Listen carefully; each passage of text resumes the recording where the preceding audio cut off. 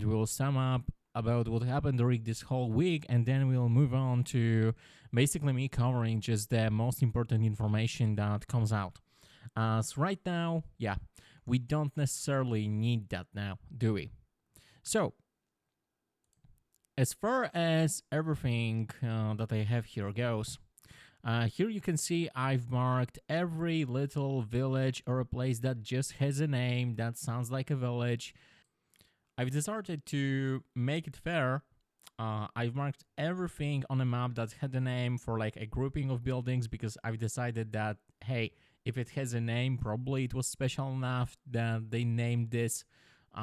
So now you can have a good idea or approximation of how many people are actually embedded in that, because up until you mark that sort of regular human-sized subjects that we see right here, you don't really realize how massive of a gain Ukraine has made during last week.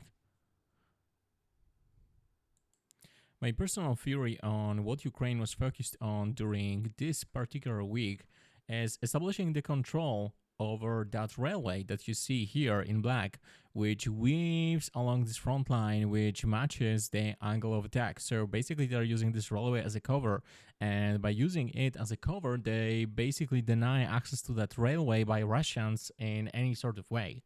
So that's pretty huge for them.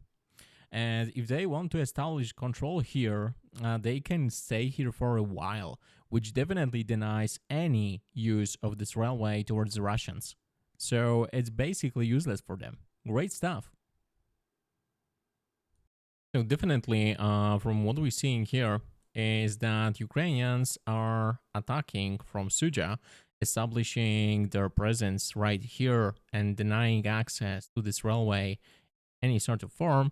They are attacking along this route towards Kromsky Beki, which, I mean, could definitely fall within hours if Ukrainians wanted to push it here, because the only fortification that exists around those parts are right here near the nuclear power plant.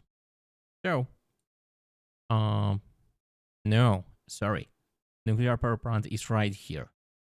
So, the only defense are like right here, right next to this highway, which, I mean, it's not much, but yeah, they're digging straight trenches, so it's not much really, if anything. So the thinking is probably that something is better than nothing.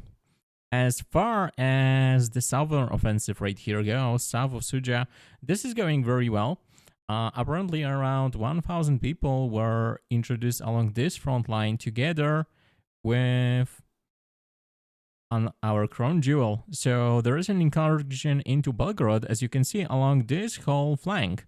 So basically what Ukrainians are doing is destabilizing the whole front line for Russians right now. So that's definitely something very concerning for them, and definitely something that we want to see more of.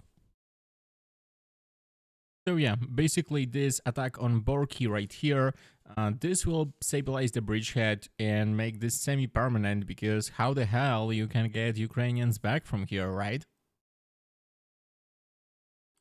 Once you stabilize the bridgehead, you really can't get Ukrainians out of there, and that's their whole point. That's their whole plan.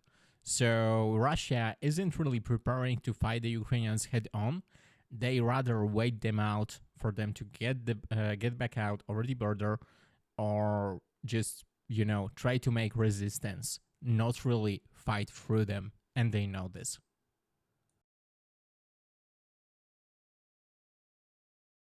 So considering Russia is digging trenches along this highway right here in straight lines, that means Russia is not really prepared to push out Ukrainians further than this line. This is like their nearest fallback line, and it's not the best. You have a stream behind you, so it doesn't support heavy tank movements. So your only access is this highway. So if Ukrainians can get within artillery range distance to this highway, well, you're stuck. And, you know, Russian Ministry of Defense might just not care about that.